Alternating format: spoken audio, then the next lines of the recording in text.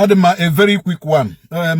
Ndimo, please be on the lookout of Keke Boss. White Keke Boss. Tinted white Keke Boss. Be on the lookout.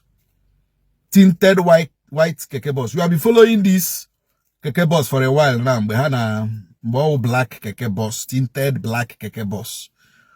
But due to the constant exposition of that Keke Boss in a GMA, when you na Keke Boss, one young guy diocha nwere ahụ. One young guy diocha nwere ahụ.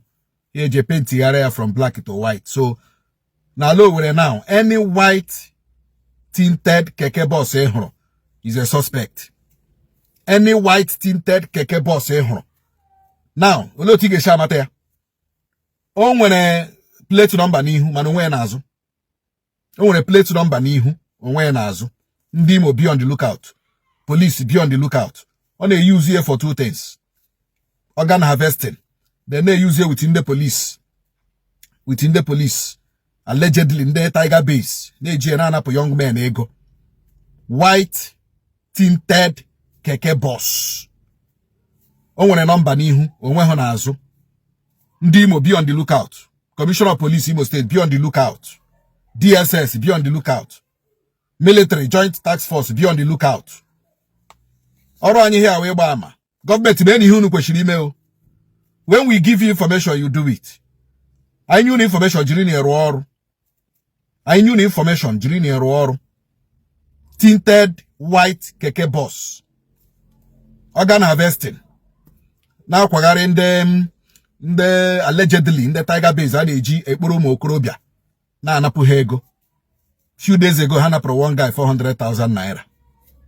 Because once akpọbara gị n'ime ebe a ha eburu gị na-agbagharị ala Owere gị na ha na-ekwe ọnụ na-abaga enu until gị mee ha POS 500,000, 400,000, 800,000.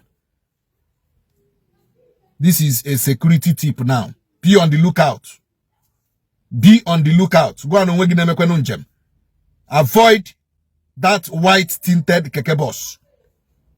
Probably that black tinted Keke Boss kanokwe ya. But to go use again now, majorly that yellow guy, that guy riocha nwere ahụ. That guy riocha nwere ahụ. Achọrọ m ịkpọga aha. Achọrọ m ịkpọ aha mpage kpọ aha mmage. But we have your details. But agaghị m agba cheche police gba rụọ n'ọrụ unu.